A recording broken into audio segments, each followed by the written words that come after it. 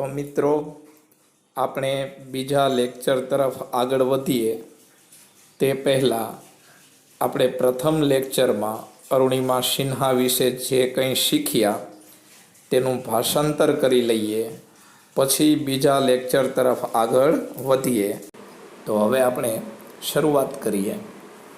અરુણિમા સિન્હા એક રાષ્ટ્રીય કક્ષાની વોલીબોલ પ્લેયર હતી. જ્યારે તેણી ટ્રેનમાં મુસાફરી કરી રહી હતી ત્યારે અમુક ઠગ્સ લોકોએ તેનો સોનાનો ચેઇન ઝૂંટવી લેવાનો પ્રયત્ન કર્યો. તેણીએ સામી લડત આપી, પણ ઝડપથી જતી ટ્રેનમાંથી તેને બહાર ફેંકી દેવામાં આવી અને તેણીએ પોતાનો ડાબો પગ ગુમાવ્યો. આ ઘટના બની જ્યારે તેણી 24 વર્ષની હતી ત્યારે. જોકે આ અકસ્માતે એના જુસ્સાને ક્યારેય અસર કરી નહીં. દિલ્હીની એમ્સ હોસ્પિટલમાં એક બનાવટી પગ તેને ફિટ કરવામાં આવ્યો. 1 વર્ષ પછી તેણીને પર્વતારોહક તરીકેની તાલીમ આપવામાં આવી અને બનાવટી પગ સાથે માઉન્ટ એવરેસ્ટ આરોહણ કરવાવાળી પહેલી સ્ત્રી બની. આશા, હિંમત અને પ્રેરણાની આ ભૂલી ન શકાય એવી તેની વાર્તા છે. તો ચાલો તેના જ શબ્દોમાં વર્ણવેલા તેના જીવનના 4 દ્રશ્યોને આપણે વાંચીએ. તો હવે આપણે દ્રશ્ય નંબર 1 જોઈએ. આઈ હેડ સ્ટાર્ટેડ ડોઝિંગ. ડોઝ એટલે ઝોલા ખાવા. આઈ હેડ સ્ટાર્ટેડ ડોઝિંગ. મેં ઝોલા ખાવાનું શરૂ કરી દીધું હતું. મેં ઊંઘ કરવાનું શરૂ કરી દીધું હતું. My eyes were closed. મારી આંખો બંધ હતી. But my mind was awake. પણ મારું મન જાગૃત હતું. અવેક એટલે જાગૃત. મેં ઝોલા ખાવાનું શરૂ કરી દીધું હતું. મારી આંખો બંધ થઈ, પણ મારું માઇન્ડ હજી પણ જાગૃત હતું. I remember. મને યાદ છે. Someone saying that.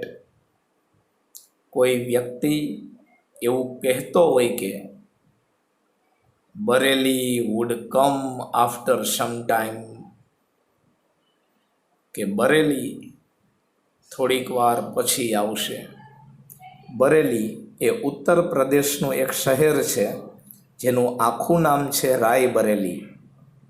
તો કોઈ વ્યક્તિ મને એવું કહેતો હોય કે બરેલી થોડીક વાર પછી આવશે, એવું મને યાદ છે.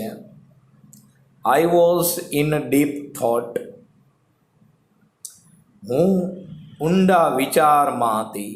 થોટ એટલે વિચાર. હું ઊંડા વિચારમાં હતી. When I felt A hand. કે જ્યારે મેં એક હાથ અનુભવ્યો. ફીલ એટલે અનુભવવું, એનું ભૂતકાળ થાય ફેલ્ટ. જ્યારે મેં એક હાથ અનુભવ્યો. કેવી રીતે? Tugging at my golden chain. મારો સોનાનો ચેન ખેંચતો હોય એવો. ટગ એટલે બળજબરીપૂર્વક ખેંચવું. હું ઊંડા વિચારમાં હતી જ્યારે મારો સોનાનો ચેન ખેંચતો હોય એવો મેં કોઈ હાથ અનુભવ્યો ત્યારે. A girl's sixth sense. એક છોકરીની છઠ્ઠી ઇન્દ્રિય is always her best companion. એ હંમેશા તેની શ્રેષ્ઠ સાથી હોય છે. કમ્પેનિયન એટલે સાથી. એક છોકરીની છઠ્ઠી ઇન્દ્રિય હંમેશા તેની બેસ્ટ સાથી હોય છે. I instinctively opened my eyes. Instinctively એટલે કે સહજપણે. I instinctively opened my eyes. મેં સહજ રીતે મારી આંખો ખોલી. And so four or 5 young men around me, અને મારી આજુબાજુ 4 થી 5 યુવાન માણસોને જોયા. સહજ રીતે મેં મારી આંખો ખોલી, મારી આજુબાજુ મેં 4 થી 5 યુવાન માણસોને જોયા. ધેર ડ્રંકન લુક્સ, તેઓનો પીધેલો દેખાવ, એન્ડ બિહેવિયર, અને વર્તને, તેઓના પીધેલા દેખાવે અને તેઓના વર્તને gave me an inkling of their intention. Inkling એટલે કે સંકેત, સાઇન, અને ઇન્ટેન્શન એટલે ઈરાદો. તો તેઓનો પીધેલો દેખાવ અને તેઓના વર્તને gave me an inkling of their intention. તેઓના પીધેલા દેખાવ અને તેઓના વર્તને તેઓના ઈરાદાનો મને સંકેત આપ્યો કે આ 4 થી 5 વ્યક્તિઓ છે એનો ઈરાદો શું છે. એના પીધેલા લુક અને એના વર્તન ઉપરથી મને ખ્યાલ આવી ગયો. I stood up in a flash. In a flash એટલે વીજળીની ઝડપે અથવા તરત જ, અને સ્ટેન્ડ અપ એટલે ઊભું થવું, એનું ભૂતકાળ stood up. I stood up in a flash, હું તરત જ ઊભી થઈ ગઈ. ટુ ટેલ ધેમ, તેઓને એવું કહેવા માટે, તેઓને એવું કહેવા માટે હું તરત જ ઊભી થઈ ગઈ કે I had no intention of parting with my chain. કે મારો ચેન એના પાર્ટ પાડવાનો અથવા મારો ચેન એના ભાગ પાડવાનો મારો કોઈ ઈરાદો નથી. આ ચેન સંપૂર્ણપણે મારી જ માલિકીનો છે, એ હું બીજા કોઈને આપવા માંગતી નથી. એવું મેં એ 4 થી 5 બદમાશોને કહી દીધું. સો ધે કેમ ટુગેધર એટ મી, તેથી તેઓ મારી સામે એક સાથે આવ્યા. 4 એક સાથે મારી સામે આવ્યા.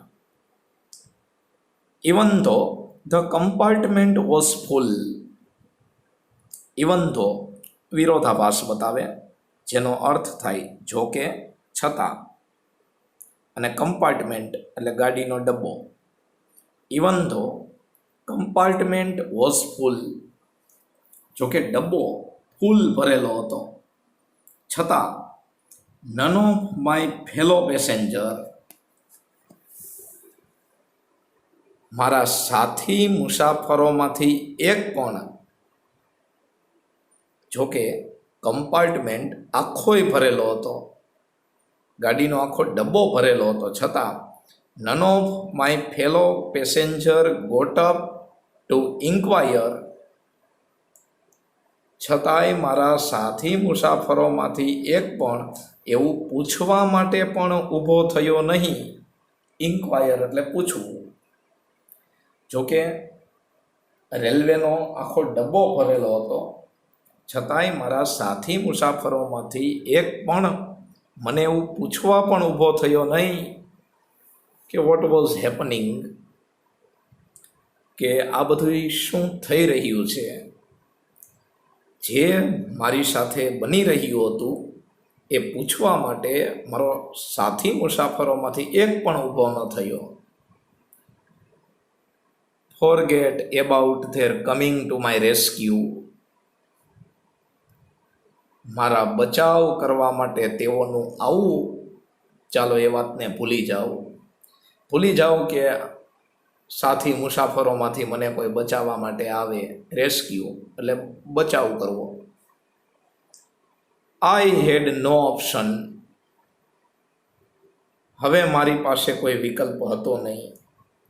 But to take them on, તેનો સામનો કરવા સિવાય. ટેક ઓન એટલે સામનો કરવો. આ 4 થી 5 બદમાશ વ્યક્તિઓનો સામનો કરવા સિવાય હવે મારી પાસે કોઈ ઓપ્શન હતો નહીં, કોઈ વિકલ્પ હતો નહીં. સો આઈ કોટ એ યુથ. તેથી મેં એક યુવાનને પકડ્યો. આ 4-5 બદમાશો હતા, એમાંથી એકને મેં પકડ્યો. એ યુવાન who was trying to size up me. એ યુવાન કે જે મારી ઉપર હાવી થવાનો પ્રયત્ન કરી રહ્યો હતો. સાઇઝ અપ એટલે હાવી થવું. જોકે આખો ડબ્બો ફૂલ હતો, છતાંય જે ઘટના મારી સાથે બની રહી હતી એ ઘટના વિશે પૂછવા માટે મારા સાથી મુસાફરોમાંથી એક પણ ઊભો થયો નહીં. મારો બચાવ કરવા માટે તેઓનું આવવું, ચાલો એ વાતને ભૂલી જાઓ. હવે તેઓનો સામનો કરવા સિવાય મારી પાસે કોઈ વિકલ્પ હતો નહીં. તેથી મેં એક યુવાનને પકડ્યો કે જે મારી ઉપર હાવી થવાનો પ્રયત્ન કરી રહ્યો હતો. અને કઈ રીતે પકડ્યો? તો કે બાય હિઝ કોલર, એના કોલરથી પકડ્યો. એન્ડ પુશ હિમ બેક, અને એને પાછો ધક્કો માર્યો. પુશ એટલે ધક્કો મારવો. કોલરથી પકડ્યો અને એને મેં ધક્કો માર્યો. I kick a couple of others. Couple એટલે બે. I kicked a couple of others. બીજા બેને પણ મેં પાટું માર્યું. An exceptional battle had begun inside the train on the move. An exceptional battle, એક અસામાન્ય લડાઈ, had begun inside the train, ટ્રેનની અંદર શરૂ થઈ. ટ્રેન કેવી? તો કે ઓન ધ મૂવ, ચાલતી હોય તેવી. તો ચાલતી ટ્રેનમાં એક અસાધારણ લડાઈ શરૂ થઈ. The wolves made another attempt. એ વરુઓએ બીજો પ્રયત્ન કર્યો. શેનો? ટુ સ્નેચ માય ચેઇન, મારો ચેઇન ઝૂંટવી લેવાનો. એ વરુઓએ મારો ગળાનો ચેઇન ઝૂંટવવાનો બીજો પ્રયત્ન કર્યો.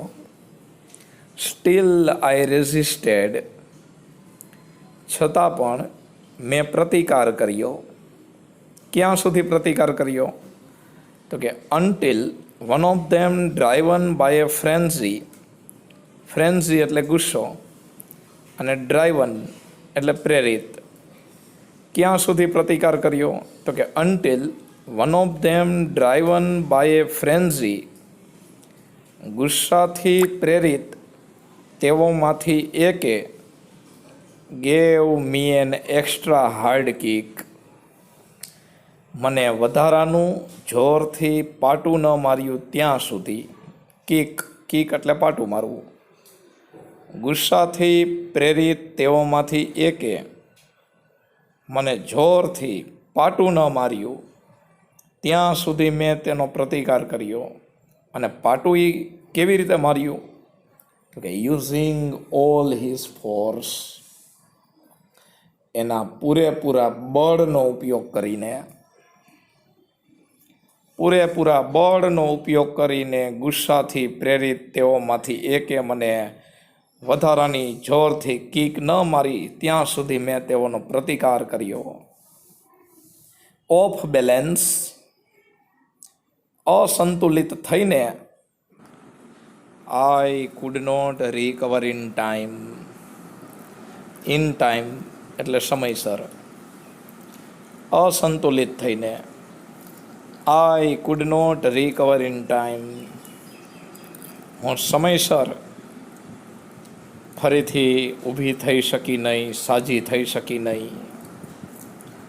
આઈ literally flew out of the train.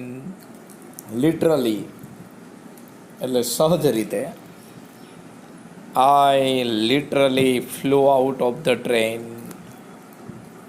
હું સહજ રીતે ટ્રેનની બહાર ઉડી ગઈ. Still holding my mobile phone, હજી પણ મારો મોબાઈલ ફોન હાથમાં પકડીને એ ચારેય બદમાશોએ મને ટ્રેનની બહાર ધક્કો મારી દીધો. ટ્રેનની બહાર હું ચાલી ગઈ. હજી પણ મેં મારો મોબાઈલ ફોન મારા હાથમાં પકડેલો હતો. I was mid air. હું બરાબર વચ્ચે હતી. When I flew right into another train moving on the next track. ઉલટેથી પછીના ટ્રેક ઉપર ચાલી આવતી બીજી ટ્રેનની બરાબર સામે હું ગઈ. મારી ટ્રેનમાંથી મને ધક્કો મારી દેવામાં આવ્યો તો સામે બીજા પાટા ઉપર જે બીજી ટ્રેન આવતી હતી એ તરફ હું ગઈ. My body hit the moving steel. મારું શરીર આ ચાલતા સ્ટીલ સાથે અથડાયું. એટલે ચાલતું સ્ટીલ એટલે શું? તો કે બીજા પાટા ઉપર આવતી ટ્રેન, એની સાથે મારું શરીર અથડાયું. And rebounded to my train. અને ફરીથી મારી ટ્રેન તરફ ધકેલાયું.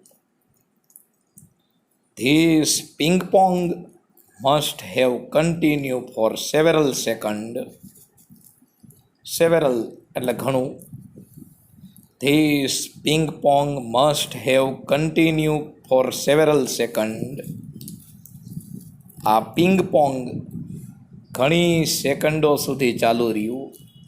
એટલે પિંગ પોંગ એટલે શું? કે બંને ટ્રેનો અરુણિમા સિન્હાને ફૂટબોલની જેમ રમતી હતી. એના માટે આ શબ્દ છે પિંગ પોંગ. કે થોડીક વાર પહેલી ટ્રેન સાથે અથડાય, ત્યાંથી ધક્કો લાગે એટલે વળી પાછી પોતાની ટ્રેન સાથે અથડાય. આવું ઘણી સેકન્ડો સુધી ચાલુ રહ્યું. ક્યાં સુધી ચાલુ રહ્યું? તો કે બિફોર ગ્રેવિટેશનલ ફોર્સ પુલ મી ડાઉન. ગુરુત્વાકર્ષણ બળે મને ખેંચીને નીચે લાવી ત્યાં સુધી. ગુરુત્વાકર્ષણ બળ ખેંચીને મને નીચે લાવ્યું એ પહેલાં આ પિંગ પોંગ ઘણી સેકન્ડો સુધી ચાલુ રહ્યું. Despite my efforts. એફર્ટ્સ એટલે પ્રયત્ન અને ડિસ્પાઇટ એટલે તેમ છતાં. ડિસ્પાઇટ માય એફર્ટ્સ, મારા પ્રયત્નો છતાં. My left leg fell on the track. મારો ડાબો પગ ટ્રેક ઉપર પડી ગયો. ખૂબ પ્રયત્ન કર્યા છતાંય મારો ડાબો પગ પાટા ઉપર આવી ગયો. કચ્છ. That was the sound of my leg getting chop. Chop એટલે ટુકડે ટુકડે કપાઈ જવું. કચ્છ. That was the sound of my leg getting chop. એ મારા પગનો કપાઈ જવાનો અવાજ હતો. There was no one to hear my intense scream. Intense એટલે તીવ્ર અને સ્ક્રીમ એટલે ચીસ. અને વાક્યની શરૂઆતમાં ધેર આપેલું હોય તો ધેરનો કાંઈ અર્થ ન થાય. There was no one to hear my intense scream. મારી તીવ્ર ચીસ સાંભળવા માટે કોઈ હતું નહીં. આઈ લે મોશનલેસ ફોર એ વાઇલ. ફોર એ વાઇલ એટલે થોડા સમય માટે અને મોશનલેસ એટલે સ્થિર. આઈ લે મોશનલેસ ફોર એ વાઇલ. થોડા સમય માટે હું સ્થિર પડી રહી. Watching the red tail light of the train. ટ્રેનની પાછળની લાલ લાઇટ જોતી હોય તેવી રીતે.